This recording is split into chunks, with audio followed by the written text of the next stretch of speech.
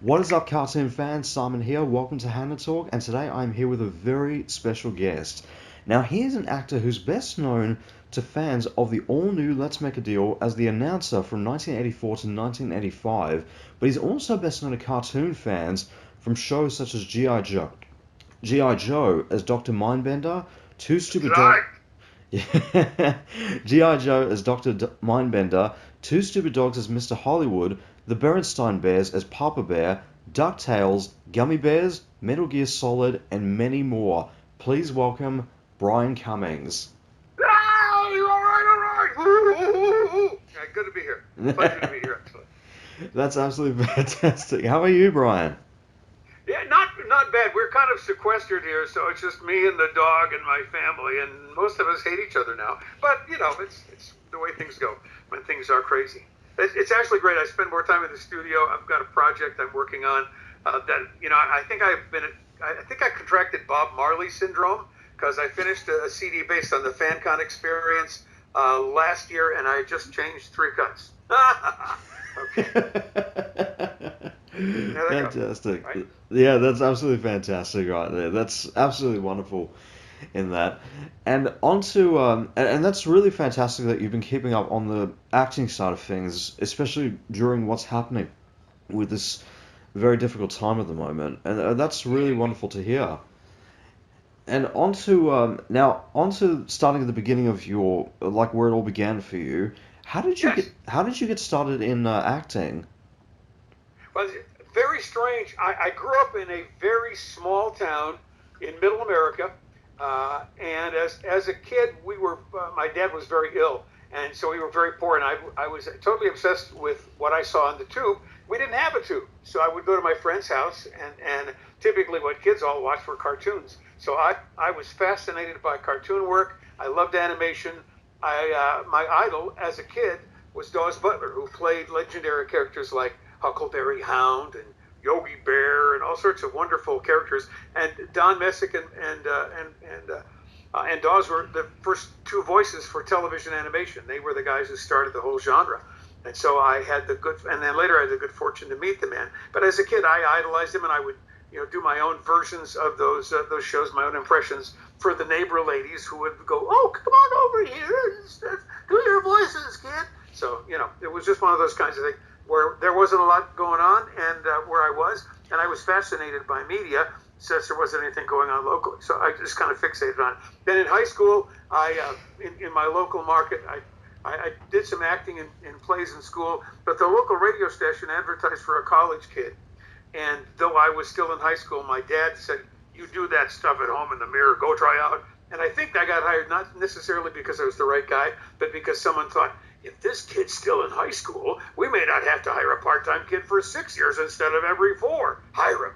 So that's, I think, how I got the gig. Wow, that's absolutely fantastic, right there. And that's really fantastic that you've listed down like Dawes Butler and Don Messick as like your influences in that fact, Oh, yeah. and like because I can definitely see across from your like a variety of the roles that you've done that you were very much inspired by a lot of those actors that were very very versatile with and like were really really versatile in terms of the roles they picked up, but also from just like the range of and scope of roles that you were doing, from like playing like Papa Bear from the Berenstain Bears to playing a character as over the top as Mr. Hollywood from Two Stupid Dogs. So Oh, yeah. Oh, yeah. My throat was hamburger at the end of the sessions. I have to give a lot of credit. The creator of that show now works for Disney. Donovan Cook is a brilliant writer, brilliant character creator. And I loved the character was so edgy. And basically, Hollywood he told me, was based on a very obnoxious drunk that he met at a party. And so if anything it was politically incorrect, but handled in a comedic way, it would have been Hollywood. Because, the first show we did, the pilot, was Hollywood wanted to get all of the trees in the world and take them and put them in save them so that he could have them for himself. He said, I'm saving the world, but he was like trying to get everything for himself. That was the premise of the whole guy. So everything that he did was like way, way over the top. And again, painful to do over a long period of time, but absolutely delightful and much fun. Hollywood's one Absolutely. of my favorite characters to do, and still people ask me that line, "Isn't that cute?" But it's wrong. Awesome. Just over the top fun. Yeah. That's Never seen that fantastic. character. I actually played a woman at one point. Didn't change the voice at all, and we did it twice. She was going to the graveyard to visit her husband who had passed away, and the network said, "You can't do that because the dogs are in the graveyard looking for what dogs look for, which is bones." So they had to change the show, and all they did is she was going to the graveyard to visit her pet monkey who had passed away, and we kept the show the way it was otherwise. But yeah, one of my favorite moments. I think, but they're all like your children. You know, every character has something about him or her that you kind of like, that you have to relate to, and so I think you kind of look at them as almost cherished, kids that you don't tell anybody about. That's secretly my child who's been living in Australia, someplace in the outback. I don't know where. You know. Fantastic, absolutely wonderful. And with all the roles that you've done, like in the past or currently do now, are all the roles that you've done like audition based? Most have been. Sometimes people like your work and call. And sometimes you don't know. Someone will have everybody audition. I remember my agent used to handle a man named Casey. Remember the guy who did all those oldies on the radio? And he was at one time the heavy announcer. And they would say, we've been using Casey forever. They'd call the agent. They'd ask Bob, said, "Bob, can you send us some other guys? Because we're getting kind of tired of using Casey." And he'd send all these other guys, and he said, but he would always strategically put Casey on the same reel, on the same audition batch as the last voice. And they listen to all these other guys, all of us, and they go, "Yeah, I like that guy." And then they hear Casey go, "Oh, geez, we love Casey," because they've been using him forever and they really loved it. So sometimes you can audition for something and it may not necessarily, you don't know, maybe something where the agent said, "Trust me, hire this guy, but you can listen to some other guys in case." So you don't know. The case that I absolutely know about was Gummy Bears. And originally, Bill Scott, who was originally from Rocky and Bullwinkle, Bill Scott was on the show. And Bill originally did the voice of Sir Tuxford. And then they decided they wanted to have a different actor play the character. And I'm not sure the dynamic. Jamaica was talking about it recently with us. And basically, but they decided to hire someone else. They hired a man named Roger C. Carmel, fine character actor. You might remember him on a Star Trek episode where he was a kind of a shyster, and he was selling these little creatures that looked like little fur balls. And this, of course, the joke was that these things, they multiplied really fast. So suddenly the spaceship was covered with these things. And Roger C. played the character, and then Roger passed away very suddenly. And I was already on the show doing a character who was a parrot, kind of a small character, and I was doing some other shows for Disney at the time. And they said, "Give it a shot. Go ahead, give a shot to Sir Tuxford." And I gave it a shot, and they said, "Yeah, great." So I was on. That's the only time that I absolutely know for sure that someone just said, he can do it. He can do it. And there may be other times, just not that I'm aware of. Right. So you basically walk into any kind of project for that matter, almost like sort of having an idea for what character to expect, but most of the time it's just very kind of spur of the moment sort of thing. Just going like not knowing what to expect in that moment. And it's kind of music. I when I first started recording, I had a guy who worked for Fox who had been in a band when he was going to college and was a fine and did a lot of sequencing and sampling. And he had a buddy who was a guitar player. And we did the first song because we were doing a pilot for a television show based for kids, and they wanted a music video and couldn't get the songs that they wanted. So I came up with an idea, and this guy did the instrumental. And then he had his buddy Turk play guitar. And these guys read each other. They knew each other so well that he would go, okay. Then suddenly Turk would play something and it'd be perfect, and that kind of communication. And that's one of the things that we have to do as performers. We have to go in and audition for somebody. Sometimes we know the casting director well. Sometimes we don't. So we look at the sides. Sometimes we look at a visual of the character. And then we try to figure out what they want to do. When Dr. Mindbender was cast, I was just having fun doing comedic versions of Arnold Schwarzenegger. And so basically the root of Dr. Mindbender was kind of a much more evil Schwarzenegger-like character. And I just said, what the heck, I'm just coming up with ideas that they might have considered, and it just came off the top of my head, and I gave it a shot thinking, maybe this is too comedic, too over the top. They wanted a very broad character for the villain, and so Dr. Mindbender became kind of a pseudo Schwarzenegger. I always look at, if you do really great impersonators, then you're on stage in Vegas. If you do kind of not great impersonations, then you're creating new characters that may be based on other characters. And for animation, to me, that's better. I hate to say that even though I've done some things that were loosely based on other people. I'm also a little bit off center, a little different, that it's not necessarily stealing a character because it's a different character, maybe similar but a different character with my instrument, which is saying I'm not a great impersonator. Sorry. I land on stuff once in a while, but most of the stuff I do is character stuff that's driven but influenced by certain characters. Fantastic. And with all the roles that you've done across your entire career, have you ever turned down a role for any particular reason? I was an on camera role. It was actually, it was a voiceover for on camera, and it was just kind of, it was on the leading edge of pornographic stuff that they were doing, and I was just doing a character voice, and the guy said, "Don't worry about it. No one will actually see you. It'll be another guy that's naked, and we'll just hear your voice." And I went, "Yeah, I'm gonna go home to my kids." There was only one other time that I did something. It was a toy project for Mattel, and they wanted to do a character. They were doing a takeoff on Back to the Future, and they were using the Doc Brown character, but it was a toy thing. It was something different. So there was a line. I have a thing with my kid who's now grown up, and basically the line was, "Damn, where is that kid?" And I said, "Son, I didn't swear. I said, I was talking to Dan. I said, Dan, where is that kid?" And my son recently was here for Christmas, and he said, "Dad, I knew you didn't say Dan. I knew you were." I said, "Okay, fine." So, but having many children, I tried to make good choices. So I did turn down one particular role. There are a couple of other ones that I thought no one would know about, that they gave me credit for it. In Where the Buffalo Roam, I was the Richard Nixon voice. And there's a couple of producers that I know that go, "That's my favorite movie. I love that movie. You got credit in that movie." I said, "I did." They knew I did. They knew it was me. But yeah. Fantastic. And now, starting off, of course, going back into with the voiceover world as well, what was your first voiceover role?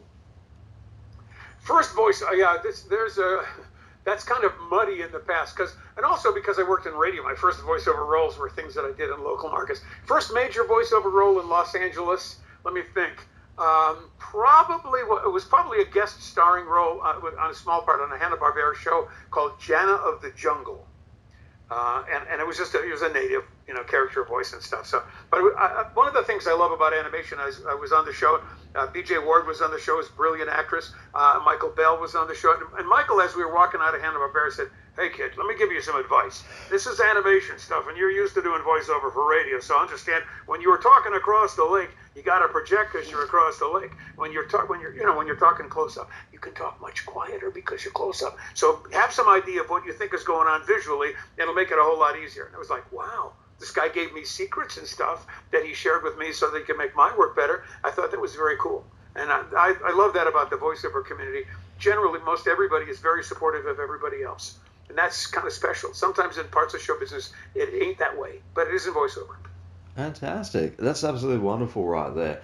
Now before going into talking about, of course, talking about the animation part of your career, you also were the announcer for the all new Let's Make a Deal from 1984 to 85, but you've also been an announcer and narrator for several productions, but also in trailers and promos as well. Yeah. What was that experience? Yeah. What was that experience like, especially comparing it to voicing a character in an animated project? Well, it's kind of like a good example would be, as we're talking, if you're a musician and I saw a special on the second drummer for Genesis, who is pretty much a funk drummer, and the things that went back and forth between the two of those guys. It's like different kinds of music. They have different rhythms. They have different approaches. So, for example, in a film trailer, you're going to have this voiceover stuck typically in video that could be a minute, 2 minutes long if it's a theatrical that runs in the theater. So every single line, sometimes every phrase, might have something in between the phrases that you say. So this, tonight, a terrible moment. You never know when it could happen to you. Because there could be you never know. What? I don't know anything. Well, it could happen. I don't want to die. I want to see it. So whatever's going to. So you have to give them something that they can move around, that has drama to it, and has some finality, even phrase to phrase. So it's got its own kind of rhythm, its own kind of thing. So Let's Make a Deal is it's almost like Carnival Pitchman kind of a stuff. But how I got that gig? There's one gig that I got that was based upon two things, based on a recommendation one of the voice guys in town, Chuck Riley, said, I just read for a game show and they want you. And I was on my way to the Los Angeles Olympics at the time, and my family went home and I went to read for these guys, and 2 days later I was doing the show. So apparently they liked what I had done. The promo kind of stuff, the promo stuff worked for them. But there's a lot of dynamics in the game show that were really fun and different and unusual. So it was very promotional, very happy. You know, I got to warm up the audience, so I got a little taste of stand up before each show, and we did gags there. They called them zonks. So there would be gags, and because I had an improv background, I studied in an improv group that once it had Robin Williams in it in L.A. Off the Wall, and so I brought my improv trunk. So when they would do the old kinds of songs with the old announcer, he'd just be standing there waving behind stage. There was one where they had a stuffed cow as the gag, and so I put on like the most garish sport coat and I grabbed a fake cigar and stuff and bling around my neck, and I went out and I was doing this shtick, and it was funny. This one was funny because I was doing shtick in the rehearsal where I was the agent for the company. Hey, baby, farm shows are coming back. You know, you don't have to stand there like a stiff, man. We got business. And the guys in the backstage were busy doing something else, and they didn't pot up the microphone. The producer said, "Okay, kill the bit." And I'm going, "Yeah, but I got this funny thing." And the guy said, "Look, if the stuffed cow ain't funny, nothing you do is going to make it funny." And I went, "Oh, okay." So, but it was a whole interesting dynamic, and because that show was weird because you were doing these gags and stuff, and you'd sometimes have to be downstage with the show host, and then sometimes you'd be backstage changing into a weird outfit for one of those gags. So the lady from the clearance department who was making sure you do these little plugs that are mandated by law to be under a certain number of seconds, and have, so you're changing clothes as you're standing back there, and there's somebody sitting in the chair next to you. This nice middle old lady is watching you as you're changing your clothes to get out and do the next thing. It's just kind of an interesting, different world. But again, like a lot of different things, I joke to people. Somebody's dad will say, and my dad said, "Son, if you believe, you can do anything." And as a kid, I never realized he didn't say everything. That's what I thought. So anytime anything came around that I could possibly do, I took my chance at it, and I got to do a huge variety of stuff, from straight commercials to promo to So this has been a great career, and it's wonderful to me because I never know. Good example, my current favorite gig is always the last gig that you do is the most exciting one. And we got video game of the year last year and action video game of the year last year that my client did, which when they hired me to do the sculpture in the Sekiro video game series. And Sekiro's, those particular types of games among gamers, my kids are gamers, I'm not. They say some people consider them almost undefeatable. They're like really favorite games and stuff, and this character was a great character. That one was weird because I got a promo that was the pre-promo for the game as the sculptor, and then like a year and a half later, they contacted one of my agents, and who contacted me and said, "We'd like you to play the role." So that was a role that came totally by surprise. When I did the promo, I said to myself, "This is a great character, and this is amazing looking, and I'd love to do the character, but I won't have a shot at it, I don't think." And suddenly I got hired out of the blue. So wow. Miracles. I know, so that's a long bit. We're going to be here for 3 years, you guys. So bring food, okay? Fantastic. That's absolutely wonderful. Now going across into the animation side of things, one role that comes to mind for me, which was my intro to your work, and you spoke a little bit about him already, was Mr. Hollywood from Two Stupid Dogs. What was it like playing that character and in the series? Well, again, it was a throat burner because it was difficult, but it was a marvelous thing. I worked with two great stand-up comics who played the dogs themselves. Brad Garrett was one of the two, Emmy Award-winning actor and fun guy, and both of these guys were really tremendous guys to work with. And Hollywood was so off the wall, was so unique and interesting and off the wall because they used him.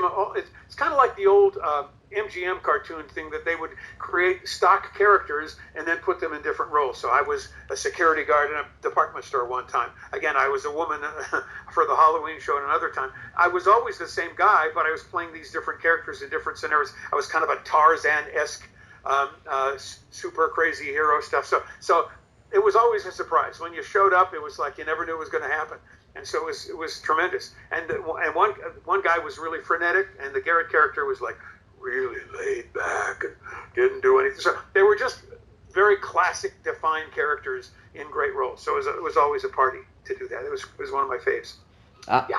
Absolutely. It definitely was a really fantastic series in that. And like it's it was such a really great series for just how like over the top in that premise was of that show, but also really amazing in the fact that like the man you were talking about, James Donovan, I think his name was. Donovan Cook, Donovan actually. Cook, yeah, Donovan Cook, that's right, yes. Where it wasn't just with Two Stupid Dogs, but he also ended up doing the revival for the Secret Squirrel series, Yes, which yes. that series in itself was absolutely fantastic, and it's yeah, it just goes to show just what was going through his mind, like working across on a series like that. It was truly amazing. So yeah. Yeah. I give huge props to Donovan for being a brilliant guy and a fun guy to work with. The other thing that's interesting is this show was kind of one of those shows. It was a niche show, so it didn't have back when everything was major network stuff. It was a cable show. It was interesting. I think you give people a lot of props when something that might have been ignored gets discovered by a massive group of people. And when I go to cons and stuff, I always have a couple of pictures of Hollywood because there are fans who are like, there are a couple of shows like that you would think that no one noticed. Denver the Last Dinosaur is a show that I didn't think anybody would notice, and I love doing it. Again, it's a great character. Rodney Dangerfield was one of the guys. Was a takeoff of Rodney Dangerfield's voice, and again, great scripts, fun cast and stuff. And it didn't seem like it was going to get huge exposure, but it has a solid following to this day that I remember it. So again, it's always a surprise. What you think is going to be huge, sometimes it gets lost, and what you may not realize. G.I. Joe was a show that the toy company paid for, and they did a lot of episodes. So the animation, there were like fewer frames per second. So it kind of jerked a little bit when it moved, but there's not I mean, I have 3 generations of guys that show up for G.I. Joe. Fathers and sons and grandfathers all show up and love the series, and it still to this day has a huge following. And it's marvelous when something resonates with people that much. It's fab. Absolutely, and that's definitely true when you have like people show up to conventions to meet the actors and say, "Oh, we recognize you from like this role in particular," but also Oh, still yeah. recognize you for the other roles that you've done as well in the past. It's really fantastic to see that. Which, speaking of which, of course, with GI Joe, is that yeah, you started in, of course, several GI Joe productions as Dr. Mindbender. Yeah, yeah, yeah. What was it like stepping into the world of GI Joe? But Joe is really, there was so much interesting things about the dynamic. Most shows in animation shows in Hollywood are very, very well organized. And not that G.I. Joe wasn't well organized, but it was a huge show with a monstrous cast. And our director had been, Wally Burr was a brilliant director who had a theatrical career, and he really knew exactly what he wanted each character to do. And the storylines were very complicated. There was so much that was involved in it. So when you did a G.I. Joe session, the first thing that would happen, the first time you go out there, you'd kind of gripe. You'd go, I'm going to be there for 4 hours. I can do a show at Hanna-Barbera inside an hour, sometimes 45 minutes, read through and finish show. But the deal was that there was a lot involved, and they really liked to get groups of people together so that we could interplay off each other. And again, there was a huge cast. The bonus at the end of the deal, now down the road, is you were out waiting to go in and do your scenes, and you were sitting around on couches with some amazing actors. And typically there's a lot going on. People are running around from time to time and from place to place. So you don't always spend as much time with the other actors. In G.I. Joe, you got to know everybody. You knew about their life stories. You sat and talked about, their home and their families and their problems and stuff. And it was a really great cast dynamic when you got to hang out with the people in the cast. It's the hidden bonus. So if I griped it first, and I know I did, if I griped it first, I got over it fast because it was a delightful experience just to hang out with the rest of the cast. And now coming back to cons and hanging out with other people, we did I'd say it's a competitive, a different podcast, but they were doing a game show format, and they had 3 of us together asking questions about the background of G.I. Joe stuff, and then we played for people who were at home. And it was fabulous. I didn't win. Wow. The Baroness just ripped me to pieces, but it was a great time. That's absolutely fantastic. That's just wonderful. Now, I'm glad I liked it. I'll change your eye color when we're done, all right? fantastic. Now, another series that you also started as well was the Berenstain Bears as Papa Bear. Yeah. What was it like playing in that series? Again, lovely thing. Sometimes we do this as a profession, but we are fans, and that particular show is wonderful. Ruth Buzzy, fabulous comedian. played Mama Bear when we did the show. Frank Welker, who's an old friend, was also in the show, did multiple characters. And so it was a lovely thing about working with all the people. It was very much a small cast, ensemble show, so everybody got to do a variety of different characters. That was lovely, because Papa Bear was a wonderful character. I love the fact that it was good for kids, but there were also other characters in the show that were fun and colorful and neat to do. So everybody was great. And that particular wing of Hanna-Barbera at the time, also, I really had a lot of respect for my producers and directors, some of the nicest guys I've worked for. And also Stan and Jan were still around and came in occasionally to Buzzy's in Hollywood and would sit there while we were doing the show and stuff. And so there were lots of really great things about the dynamic. The show has gone on to be produced now in Canada with a different cast. It's another kind of thing that has a lot of legs for many generations of people and stuff. And like everything else, we'll talk probably before we're done about Ducktales, which has a new cast and has some new direction and moved off and stuff. And I think it's really great as an actor, you have to understand that you get to play you play your part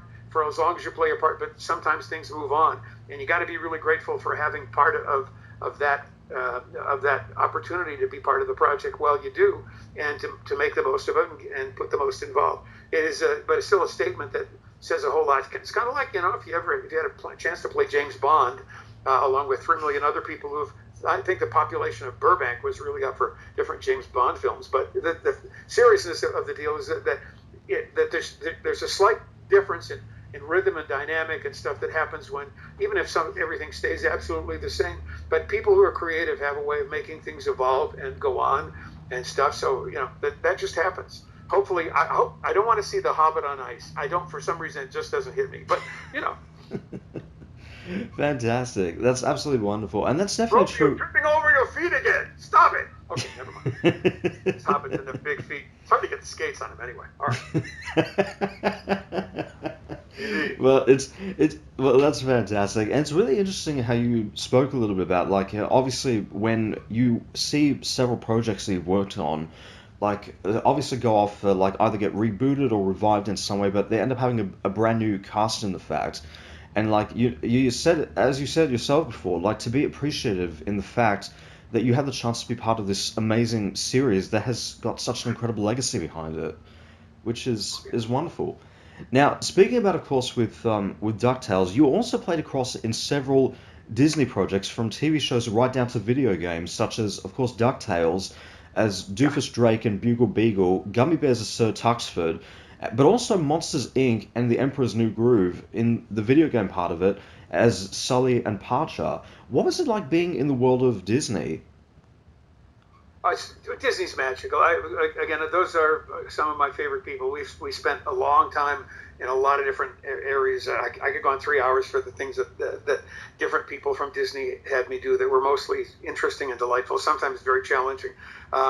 So yeah, and to me it's an honor. It's one of those deals where when they storyboarded Emperor's New Groove, the film, what they did, and a lot of this happens a lot in Hollywood. When a major actor who is very expensive is cast for the major role, they will storyboard the picture to see how the story plot goes. And if they can find somebody who has a reasonable sound-alike for the actor for the storyboard portion of the deal, then it's much more not only financially better for the studio, but a lot of major actors have really very busy schedules. And if they're going to use them for the feature film, to do the small time stuff, it's not really small time, but to do the stuff that's part of the evolution of the concept before it actually goes to final, it's much better for them for scheduling and other purposes to find someone who could be a sound-alike, and it'll still give them some idea of what the story goes like. So that's what started for me as I got hired. I had been doing some work for Disney on all those series, so and it turns out that the John Goodman voice is not all that far from Papa Q. Bear. There's kind of like some similarities and spots there. So I ended up doing storyboards for the movie, and then after the movie came out, there were a number of spin-off things from products, toys, and other things. And again, a lot of companies do the same thing. They'll find a sound-alike for the toy, as opposed to the star, because the star is more expensive, and again because of other reasons. So that just kind of generated from that. So the video game and a bunch of projects and products came after that, and then Emperor's New Groove showed up. I'm sorry, and then Monsters Inc. showed up, and similar things happened. So again, it's one of those kinds of things where it's a business of it's not only a business of creativity, it's a business of convenience and of wise business decisions, and they do whatever is necessary. And for me, it was great to kind of walk in his shoes.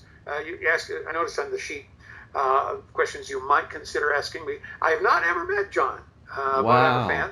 I like the fact that he is not only a fabulous and versatile actor, but a lot of the character work that he does, he has that ability to have that rough and crusty kind of gruff exterior, but to be soft on the inside.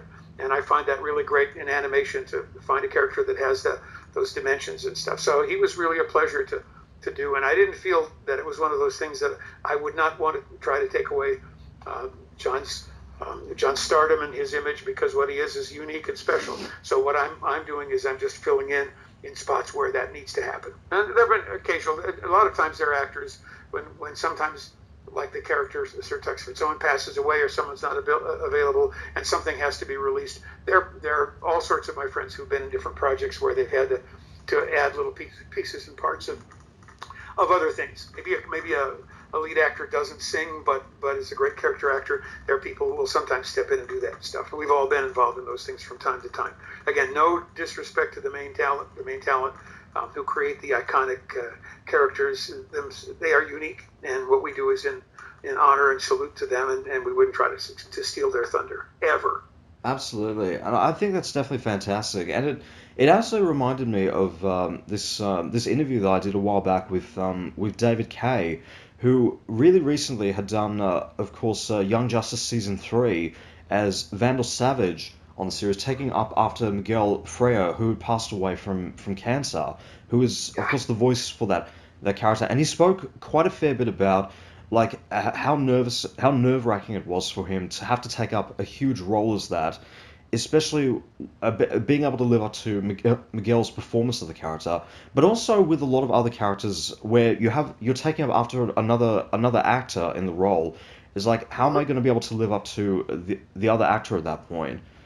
And for me, when I had watched his performance as Vandal Savage, I responded back to him saying that, like, this is actually after I'd done the interview, but I responded back to him saying, like, your performance as Vandal Savage was absolutely fantastic. Miguel Freya would have been so proud of you, and he would have been so honored to have someone of your caliber take up after the role. So yeah. Again, none of us is here forever, and those things, by necessity. Miguel happened to be with my agent and was a delightful man and a great creative force. And I would run into him from time. Voiceover is great. We do run into each other. Sometimes we're usually just passing from session to session, but it's interesting, the people that you run into and meet, sometimes sitting on a couch while you're waiting to work. Again, being a fan, it's fabulous. Just having an opportunity to hang out with some people who are terrific. We did an anniversary special with Snow White and the Seven Dwarfs, and Dick Van Dyke was the on-camera host of the show. And it was really great, just sitting at the old Wally Heider studios in Hollywood, and between takes, just sitting and talking like people in the backyard, sitting around under the tree, sipping lemonade and enjoying the day. It's kind of a fantasy when you're a fan of someone, to find them just be like real people, and they're all different kinds of people in every side of business. But like I said, for some reason, the people I've met in voiceover have been the most delightful people I've ever had the privilege of hanging out with. And I treasure those moments still. We have no hours to share all the great stuff, but it's marvelous. Absolutely, that's just fantastic. Now, speaking of that, of course, with Ducktales, as you mentioned about a bit before with the brand new series, did you ever get the chance to watch the new series? And is there the potential that we'll see you guest star in the new series at one point? No one has made any overture to that effect, and so I'm not. I have no idea about that.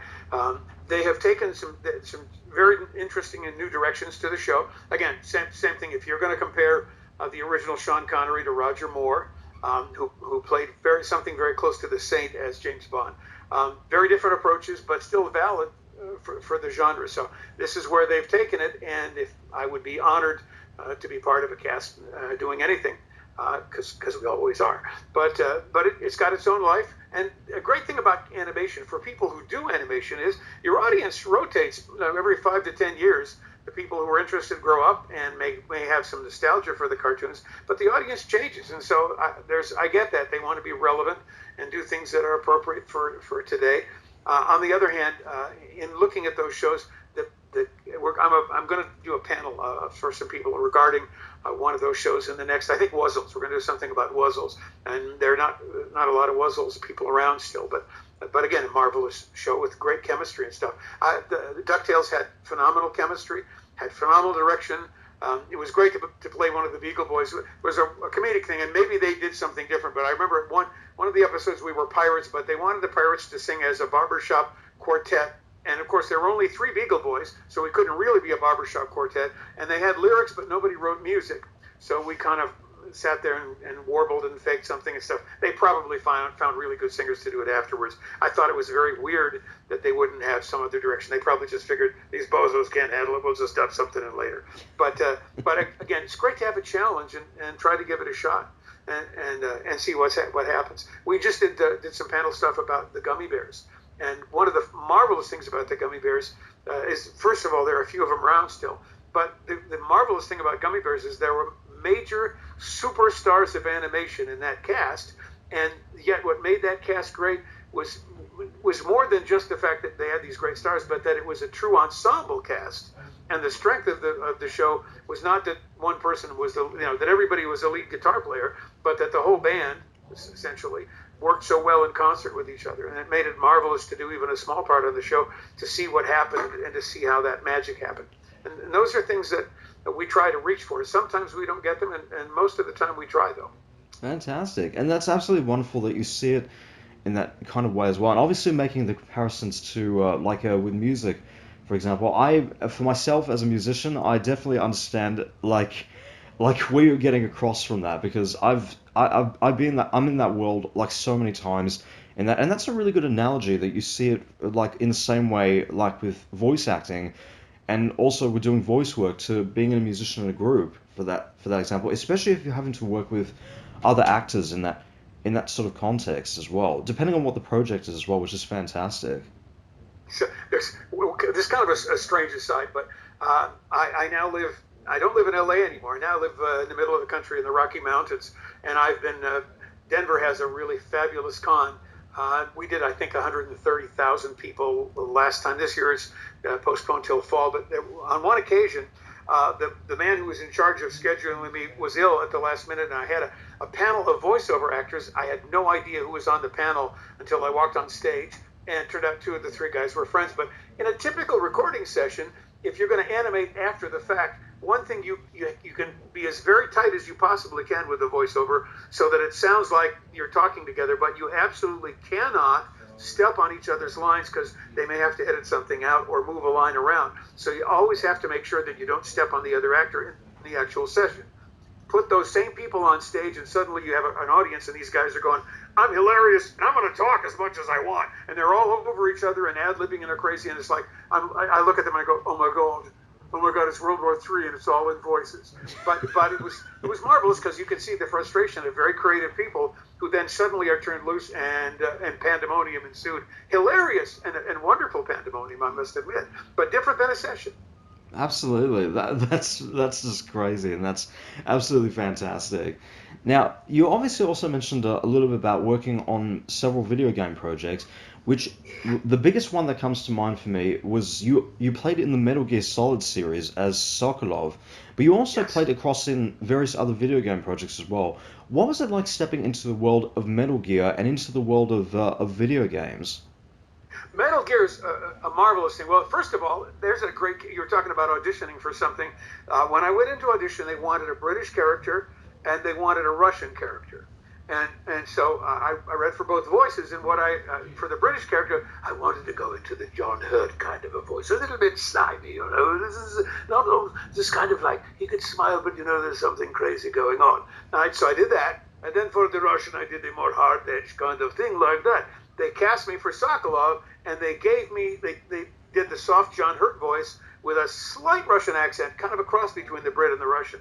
So it's interesting when you get what people hear is what they want to do. So I played 2 different things, and what they gave me was different than what I thought. But Sokolov is a great character because he's kind of like on the cusp of being the good guy or the bad guy. He's kind of in the middle of a lot of different stuff. So I found the character interesting. He had a lot of depth. He was threatened a lot of times, but he also occasionally makes some deals that were to his advantage. It was also interesting to me in that the technology involved in recording was very cool. Typically, you do the voiceover wild, and they cut everything in. And I don't know how long they've been doing this because there was a long period between the animation or the video game I did before that and that. I was busy doing other stuff, including the game show.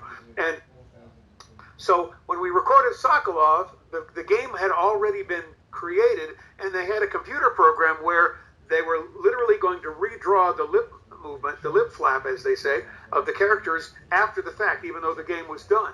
So what they did is you had a big screen, and they had you could see like this sound bar across the screen, and suddenly there would be a mark and an open space and another mark. And the idea was you had to give them the read that they wanted, but you had to make sure that you fit between the two marks because that's where the character got to speak. So it was technically a challenge because you had to not only do the performance but fit it in the spot. But it made it extra fun to do the job. And then also it was really fun that the original lead character, who was no longer didn't continue with the franchise, was an actor that was known for his straight work, and he was not necessarily versatile in many characters, but he's a good actor. And they had a long story that I won't tell in completeness, but he'd had he had kind of a lean year when he got the game, and he by chance met somebody who was involved in a film, and it turned out the director was a buddy of his, and they had a script problem, and he was asked to help him do some location scouting, and in the process, they discovered his ideas were fabulous, and he's had a very successful career as a writer based upon people discovering that he had that talent out of the blue. It was a chance kind of a thing for him. So what I always love about the business is that there are surprises. You don't always get what you expect to get or what you want to get, but you always get something that's interesting, and oftentimes one thing may lead to another thing. And he was a great story of a guy who was going through some hard times and then went into some really great times because it gave an opportunity for him to work out of what was his comfort zone and be discovered as a writer. So, you're always looking for other stuff. It's kind of that deal where that's where my dad said you can do anything, but you can't do everything. But I always like to try everything because you never know. Wow, that's absolutely fantastic. And that's really great how you have that kind of mindset in your approach of wanting to just try everything within that industry, for that matter. And also in the fact, as you said about before, it's working in this kind of industry, for that matter, it's the many surprises that can pop out of there, for that matter, which is just wonderful. And because of the success of the last couple of video game films we've had over the years, from Detective Pikachu and recently with Sonic the Hedgehog, breaking the video game film curse, what's one video game project that you've worked on would you want to see turned into a live-action film or TV series? Yeah, well, it's kind of interesting because I really was drawn to Sekiro, and Sekiro's interesting to me because I usually on characters where the character is a major character, which this character was, they go, so I say I'm kind of like I'm the pseudo Liam Neeson on this movie or on this video game. But I think there are certain video games that translate well to movies, but sometimes. And this particular series, they've re-released the first game in the Dark Souls series, apparently, and it's already a hit. It's reinvigorated itself as though it was brand new because they're so good. There are certain games you wouldn't want to be in a film because the games themselves are so compelling to people who play them. You wouldn't want them to give away what makes the game so special. So I think it just depends upon the game. Games like Sonic the Hedgehog, and I absolutely loved when they did when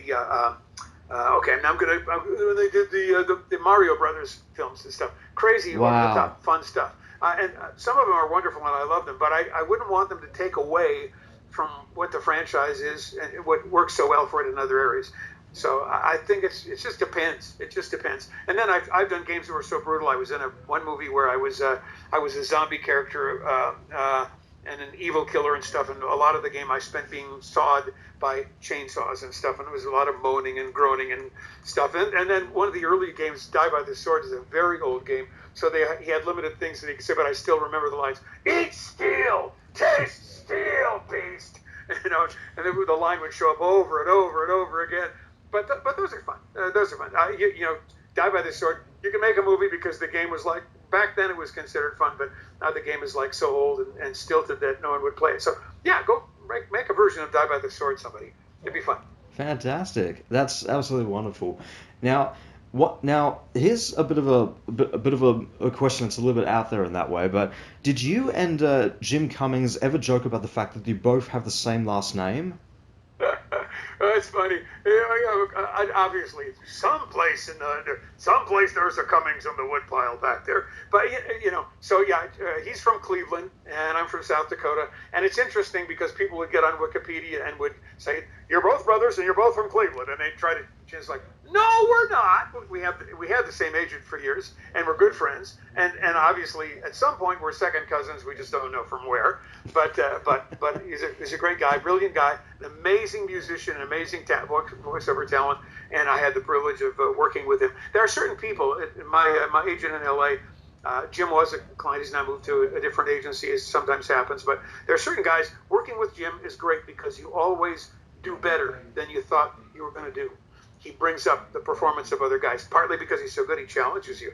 As a musician, it's the same deal. If you're the guy who's the best musician in the group, then what happens is the other guys bring their performance level up because you force that to happen. It's like a thing that happens. If you're the least talented guy in the group, then your performance comes up anyway because somebody else influences you. It's a win-win. And so same thing with Mark Hamill. I did a very small part in a series called The Adventures of Ben and Izzy, and Mark and I were both archaeologists, and I played a Jordanian guy, and he played an American guy, and his grandson was the American kid who liked baseball, and my grandson was the Jordanian kid who was the computer whiz, and they went and had adventures, so we were kind of the anchors of this stuff, and they did more of the stuff, but it was great. Every time I worked with Mark, the performance was better because of the interplay.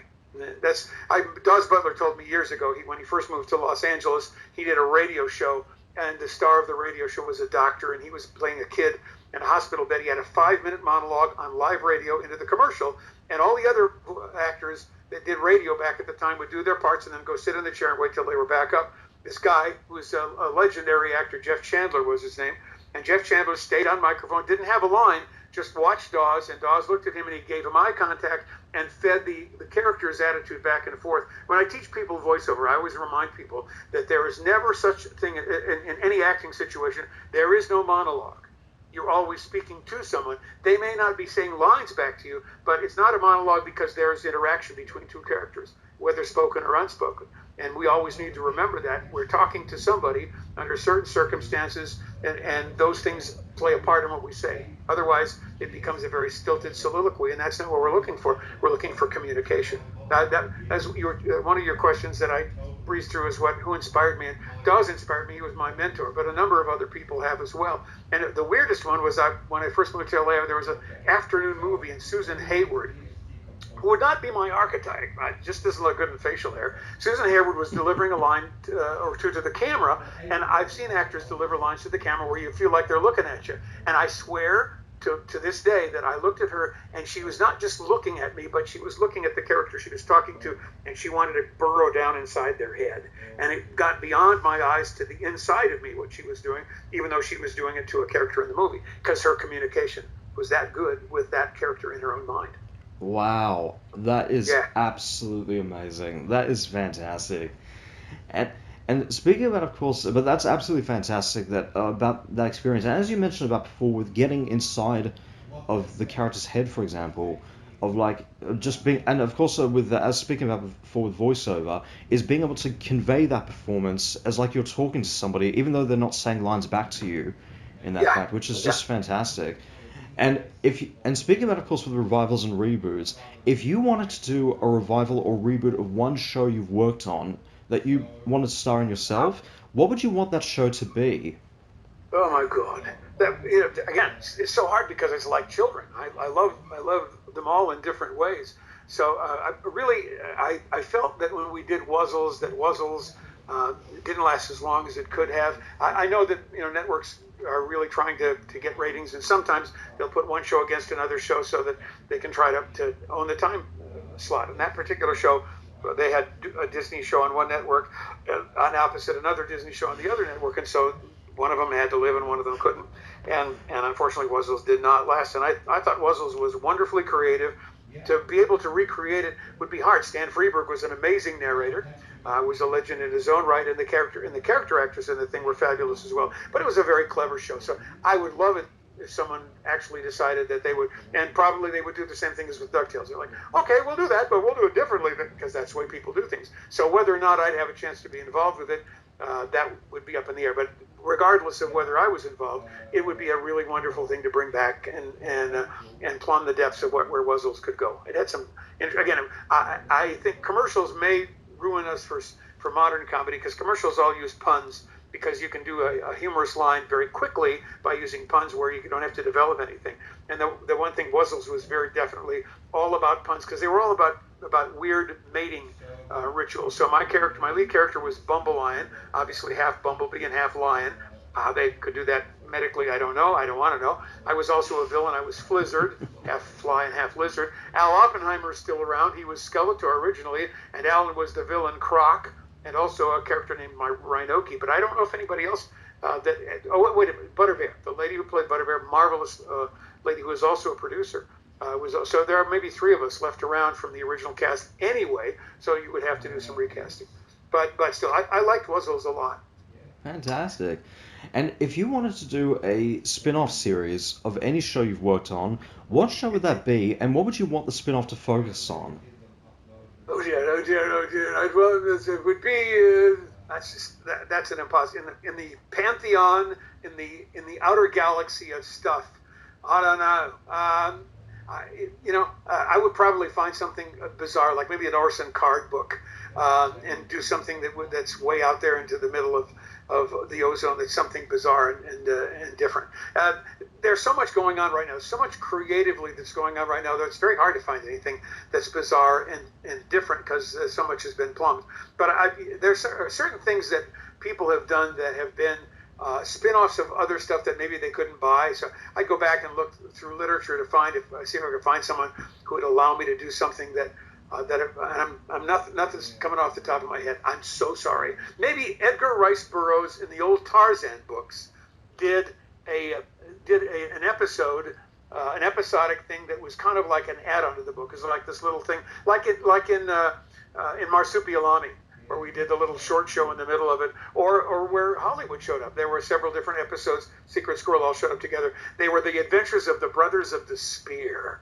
I always thought that would be so cool. Wow. And it was interesting because they were interracial guys who were out there in the jungle, saving people and doing heroic stuff and everything. So I wonder whatever happened to the Brothers of the Spear. They might be interesting. That would be very interesting to do as a spin-off show. That would be really epic if they did something like that. That would be fantastic. And yeah. And where do you hope to see yourself with regards to acting in the long run? I take one day at a time. I do my auditions every day, and when I have an idea, I had a cartoon pilot that I voiced that has been on my mind for a long time. But now that I'm far away from Hollywood, I haven't gone as far as I'd like to with it, and maybe that'll happen. Maybe it won't. Maybe one of my kids will do it. We'll see. So but I'm one of those guys that I'm always moving ahead and trying something new. So this week it's remixing. The CD is called Fan Cons and Flying Fingers, and how this whole thing started is I was going to do this CD called Flying Fingers, and because of the FanCon experience, I went to the 2017 Stan Lee Los Angeles Comic Con, wow, which was Stan's last con, and I was so inspired. All my friends were there. Jim was just a couple of seats away. All sorts of marvelous people that I know because it was in town. And Stan, of course, was there. Stan, I've been at cons with Stan before, and I actually had him on an old interview show that I did long ago for an airline. And Stan was in his 90s. He would never leave from signing autographs until the last fan was gone. He did not ever disappoint his audience. If it was possible, Stan would be there. He was a marvelous man. I was so inspired by that experience. I was driving back. I like to drive to things, and I had a family guest coming with me, one of my grandkids who wanted to work as a sportscaster in LA. So we had this great experience driving back, and he suddenly, about halfway back, it's like a 20-hour drive, and halfway back he decided he wanted to listen to sports, and he was kind of like off into the ozone, and I was listening to some rock and blues and stuff, and suddenly I got this idea of a song about going to a fan con. And so I created the song. Took me 55 mixes to get it right, but I did the song, and then I decided I need to do this as a whole CD. So I basically I spent probably 2 years putting together the whole CD. It is now it's very strange because about every other cut is wild, non sequitur, character voice comedy, all sorts of crazy stuff blasting between the cuts, but things that are appropriate to the cuts. And again, I have a ballad in the middle that's kind of one of those sad kind of things. It's if you could take Tiny Tim and put him in a modern setting, it's just a thing about a kid whose life is miserable. So it needed an intro and a close. It needed some drama to it. So I changed that. And then at the very end, it's kind of a weird thing, but I finished this thing, and then I kept getting ideas. So I have like 3 tracks that are comedic with some music attached, closing tracks, and I've kind of finished those off now. So one of the songs in particular, I call myself a musical opportunist rather than a musician. So I learned the hard way by making lots of mistakes and taking chances and doing stupid things. I had a great drummer, Mark Cranny, who was with John-Luc Ponty right out of high school, and with Tower of Power and Eric Burden and a bunch of great people who worked on some of my stuff. And he always said, "You're fearless." And that was another way of saying, you're too dumb to know that you're making mistakes. But sometimes if you make mistakes out of being naive and just wanting to create something that sounds good, sometimes you can become, like a mini Pink Floyd.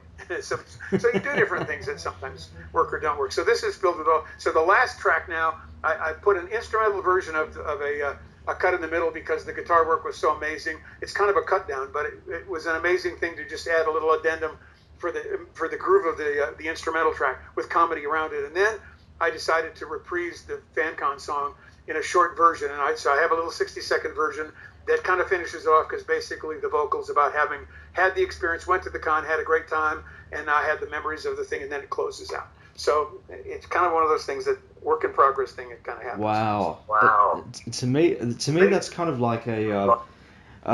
To me, when you were just describing the album that way, it just reminded me like a voiceover version of like a Genesis or Jethro Tull album, or just a progressive rock album in that particular, which is just. Yeah, I had some really nice reviews. Billy West gave me a great review. Frank Welker gave me a great review. I did get a great review from Mark Cranny, the Fearless review. And I just had in my studio, I had my power supply die, and the guy who was the chief engineer at Caribou Recording of Elton John Caribou fame, and also the guy who owned it was Chicago's producer for their golden years. It was a great studio, and this guy built the whole thing, fixed my amplifier, and I gave him a copy of the CD, and the next day he emailed me and he said, "I like the CD, the music was great, and the rest of the stuff kind of reminds me of Frank Zappa." And I'm going, "Sheesh, okay." So, I'll take it, That's fantastic. That's absolutely wonderful. And what 2 shows have you worked on would you want to see a crossover between, story-wise and character-wise? That's a very deep question. I don't know if I can say deep. Story-wise and character-wise. I'm not sure that I have a really good answer about that. I think that I think of all of the things with the challenge of creating memorable characters. Again, it's not important that you be the most shining character in the deal. Think of George music. Think of George Martin. It's not that you be the most important part of the project, but that it's necessary that there is a synergy of the character of the project. My most amazing perception of somebody putting together things. I think putting together things that don't necessarily seem to go together are one of the essences of creativity. And I just recently rewatched the movie about Brooklyn. Oh, come on, this is terrible. The lead character was a detective who had Tourette's syndrome. And what was wonderful is there were moments that could be comedic moments, and there were moments where you smiled, but it was basically the character struggling between being in a very serious crime. Ed Norton picture, Motherless Brooklyn. And the character was marvelous because of the levels of the character. What makes me get excited is when a character has levels. When an evil character can be an evil character but loves his kid.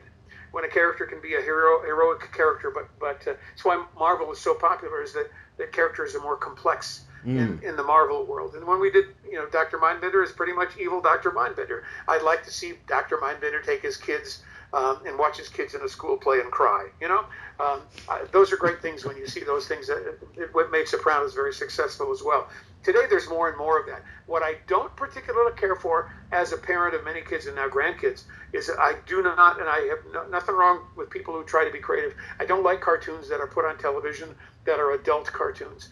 Not because I don't think that they should do that. I think that people should be creatively free to do what they want to do. But I don't like the fact that they are placed in a position where parents don't necessarily, if they're not paying attention, realize that their kids are watching things that are not necessarily good for their kids. And so I think as long as you can say that this is for adults only, make sure that the kids don't see this, it's fine. But I think there's some, in the rush for ratings and the rush for being successful, I think there are kids getting exposed to things that are not necessarily good for them in the long run. That's just me. I think that's definitely fantastic in that. And that reminds me of a story when you were obviously speaking a little bit about Mark Hamill at the time, when he spoke about, I think when they did the release of Batman the Killing Joke as an animated movie, and him and Kevin Conroy got to come back and play Batman and the Joker in that film. He spoke a fair bit about working on the animated series in the 90s, saying that back when they were working on the series at that time, there were a lot of things that they weren't allowed to do on that series because it was being viewed by kids at that time, even though Batman at that point was transitioning more into the more darker character that he was at that time, but which at that time, the animated series at that time, before the later stuff came in, was quite a bit of a dark series, and that was a kid's show, which for me was amazing. And it was a marvelous show. I only had a couple of small parts in it, but it was still lovely to hang around with the people and work with it. The other thing, it's weird because on the other hand, there was a period of time, if you remember, when Ellen played Skeletor. That entire the He-Man series was right at the height of everybody thinking that violence is bad for kids, and I can agree that violence is bad for kids. On the other hand, if you have a character that's a violent character, if he's the bad guy, he can be violent and you can have boundaries you won't go over. Spielberg's great at being just violent enough to make sure you're shocked, and then he pulls back. Some people will then go, okay, now I want to go much further. But I think there are things that happen if you build a kid's emotion up to the point where he's ready to become violent, and then because you don't want to show violence, you've got the kid and then you go to commercial and you come back and He-Man wins not because he beat the villain to pieces, but because a tornado came and blew the villain away. It doesn't allow the emotional thing that built up to release itself, and you need to find a way to release that. So sometimes I think we do more damage if we try to let them have all of the things that get them right up to the violent moment and say, okay, stop here, and because it's not a natural emotional result. You need to somehow release that, or have a positive way to release that, rather than just leave people hung out there with this like feeling. Absolutely. Well, that felt good. Okay, fine. Absolutely, that's definitely true on that. Now, across your entire career, what is like one character or series that you've ever wanted to play or ever wished that you played? I definitely wanted to be in Fraggle Rock. I wanted to do anything in Fraggle Rock. I would have been an insect. I know. I was a Henson fan. A lot of us are. But again, it's one of those deals. It's the old Rolling Stones bit. You don't always get what you want. You get what you need.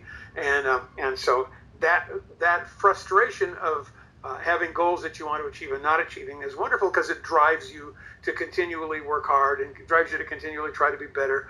And everything that everything that you try to get but you don't get still pushes your craft along. And I think the biggest mistake, and I see people who come to sometimes when they want me to give them some coaching or give them some insights and stuff, and I see people who are frustrated. They want success and they want it so badly and they want it now.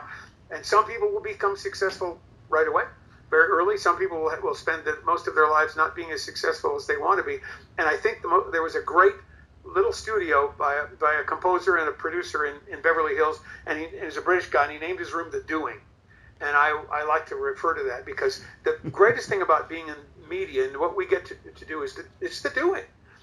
The success is wonderful, but the success is not all that it's cracked up to be. Oh, okay, got a story. Kirk Douglas came to see us when I was at Film Industry Workshop, and he told about his career, and he said, and he was talking about that concept. He said he wanted to become a hugely successful actor. He was working as a waiter, and he was working in small plays, and they'd walk across, after the restaurant closes, they'd walk across the corner of the park, and he'd look at the Waldorf Hotel, and he'd say, I'm going to become a star, and I'm going to rent the suite at the top floor of and I'm going to be there with my lady, and we're going to have champagne, we're going to toast, and the glory's just going to shine down from on high, and it's just going to be amazing. And the man got an Academy Award. He became a star. He did exactly what he said he was going to do. He said, I got out on the balcony, my lady's with me, I got the champagne, and he stood out there and he looked up above and he said, nothing happened. And the reality that hit him it was the dream. It was the little steps, the little victories along the way. It was the deliciousness of the quest itself that was the magic. It wasn't the standing on the balcony. And so, to me, still to this day, as I get older, it's the process that's wonderful. It's getting to do this every day, and sometimes succeeding, and that's great because I can share it with other people. It's also the frustration at failing, because when my wife has a thing on a little card in the bathroom. It says, sometimes you win, sometimes you learn. And I'm going, wow, that's pretty wise. Somebody's making big bucks on that little card. But the deal is that's what it's all about. It's the process. It's the doing. That's everything. And now that Spotify has made life tough for musicians we used to sell gazillions of CDs and now don't. But Spotify forces many of those guys. Maybe they get tired of doing it, but they're touring. And that's great for you and me because we get to see them. But it's also great because they're getting a chance to do what they do. One other little story. Well, first year that I was at DenverCon, I had 3 actresses who each played Wonder Woman, marvelous ladies. And I do an exercise, I try to do exercises that are kind of games, like fun stuff. So I do one exercise, I call it Attitudes in a Hat, and we give somebody a script, and you draw out of the hat a little slip of paper, and there are about 150 different attitudes, and they have to do the script using that as the basic attitude. Then twice again, you draw another slip out, but you don't get to discount what you got the first time. You have to add the second attitude to the first one. And then the third attitude, you're combining 3 different attitudes. Well, sometimes those are interesting because they conflict with each other. So I had these ladies in a seminar. We're talking about their careers. We do this little bit, and they literally 2 of the 3 ladies are going, oh, why are they doing this? And then we did it, and they were marvelous. They took that thing and they turned those characters into magical stuff, and the audience gave them standing ovations, and I got a couple of hugs, and they were, because I was able to stand up and say, you see, these ladies are not just actresses who played a legendary character. These are working, fabulous, talented actresses who can handle all sorts of crazy stuff, like somebody throwing at them 3 different attitudes in one character, and they did it for you without any preparation right here on the spot. And that's why they're brilliant, and that's why they work. And everybody was overwhelmed, and we had a great time. Fantastic. Cool. That's absolutely wonderful right there. I tell you straight up, if this was an actual talk show and we had a live studio audience right next to us, they'd be applauding like crazy at everything you just said right there, as that is just absolutely wonderful. I'd say, okay, I want a Lamborghini at the end of the show, so like everybody just put your money in the hat and we'll put it all together and see if it works out.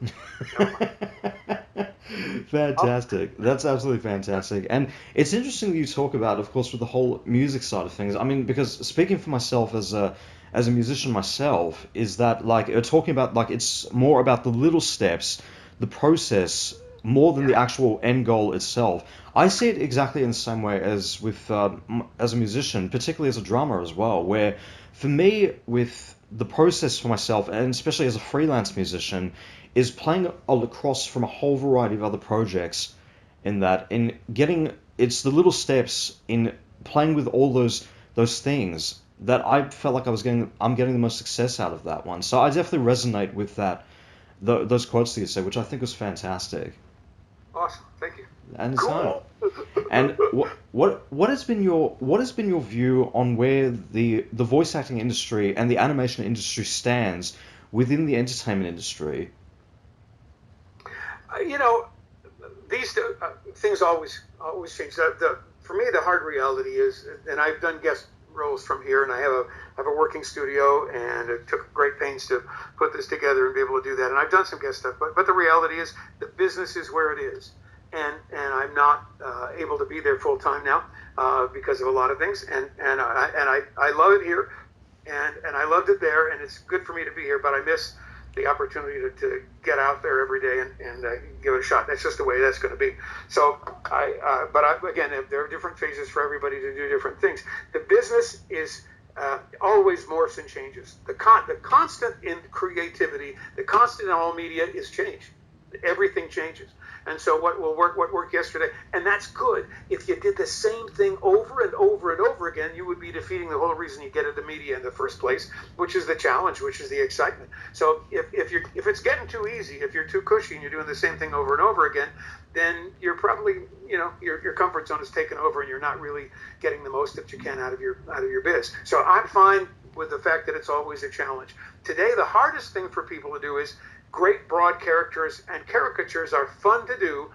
Everybody today wants things to be much, much more subtle than it once was. And that's a challenge, because sometimes, no matter what if you've done the overacting thing for a long time, or if your character, I don't want to say overacting, characters are broad. If your characters are broad, there are little expressions that creep into your reads. It just happens that people who do, and sometimes some people want stuff to be so natural that it's almost painful if you're a pro, because they want people who slur their words and maybe aren't necessarily polished at all. That's their prerogative. If you're a tailor and somebody comes in to buy a suit, you give them the suit they want. That's what your job is. So that's what our job is too. So the challenge is to try to put some relevance, to put some character, to put some soul into a character that's being done very flat. And that sometimes can be hard. It's harder to be subtle than it is to be over the top. So there's a challenge every day, and I'm pleased to show up and take that challenge on. And, so it's always a continuation of that process. And the challenge is to greet every day as a new day, with a new opportunity to learn something new and go someplace you didn't expect to go before, because that possibility is out there. Fantastic. That's absolutely wonderful. And without going into any spoilers, what's next for Brian Cummings for the fans to know about? Whatever is next for Brian Cummings, the last thing that I did, I can't talk about this out there, is the last game that I did is still under development, and they weren't sure when it was going to be out there. So at this point, the only thing I can say is that I show up here every day. I have 3 things on my desk that are going out to 2 different agents by Friday that I will attack. And again, I've just mixed. This is one of those mixing things. That I'll have a side thing. I actually, when I was in high school, I was a really lousy drummer, but one of the greatest drummers of all time, which we don't need to do here because it's about animation, but I'll tell you after the show is over. So I will never mention actually Joe Morello by name, who was the first guy to do a solo with half of his body in 6/8 time and the other half of his body in 4/4 time at the same time. But I won't mention that, but I save that for later. Meanwhile, I think the deal is the challenge is for all of us, what's up next for me probably will be the G.I. Joe convention, which now has been moved to September. And that's cool because they're featuring, among other things, they're featuring Dr. Mindbender. I was featured about 5 or 6 years ago, a long time ago, and this is a new group of people, and they're doing they've done this for several years. So hopefully everybody will be able to safely show up and do that.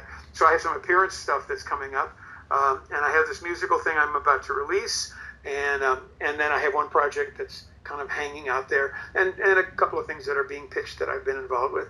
I also have, I don't want to jinx it, but I have some series that are totally different than the character work that are sports things that have to do with auto racing and car stuff that I do some things for, and hopefully they'll have me back this year for that series. Well, knock on wood, I'm hitting my head now. You can't see that. Okay. Ow. That's fine. But anyway, there you go. That's fantastic. And final question. What do you think that Hollywood would say if he was in Australia? He'd always say, now isn't that little billabong over there kind of cute? Yeah, but it's getting real close to the crocodile pond! Something like that. Yeah. Well, I do have one little bit. I did a narration for an Australian soap opera, which I thought was very funny, because in American soap operas, when they wrote a character out, they had a way they would do that. Typically, the American character would go into the attic and not come down. So the narration for the Australian was such and such a character went to Brisbane and never came back. And so-and-so went to Brisbane and never came back. So-and-so went to Brisbane and never came back. But so-and-so went to Brisbane and came back. Okay. Fantastic. That's absolutely wonderful. Brian Cummings, thank you so much. It's been an absolute honor. It's been really good and everything, and I had a really wonderful time, and now Ma says I have to go to the bathroom and go to bed. That's absolutely fantastic. And is there anything you would like to say to the fans out there in Australia and in the world? Yes. No! No, just believe in yourself. Take some chances. Enjoy your life. Be kind to everybody else you work with. Treasure every moment, because there are things that when they're gone, they're gone. So just the worst thing in the world is to say, I always wanted to, but I never tried it. And the other thing is, if you're challenged by something, Dawes Butler taught me an important thing. If you're at the luau and you step onto the hot coals, gingerly and carefully, you'll be fried up to your knees before you get to the other side. If you look at the other side, set the goal, and boldly walk across those coals, nothing will happen to you. You will be fine and a hero. So be bold, take some chances, go out there and enjoy the doing. Fantastic. That is absolutely wonderful right there. That is fantastic. Well, Cool. well, to listeners out there, if you guys want to know more about Brian Cummings, I'll be sure to put links in the description below once this interview is finally posted up. And don't forget to subscribe to HannaTalk. Be sure to click on the bell so that way you'll know when the next video comes up. And don't forget to like, subscribe, and follow me on both Facebook and Twitter. And don't forget to comment below as well. Thank you all so much for listening. This is Simon and Brian Cummings signing off. Bye for now. Tagline.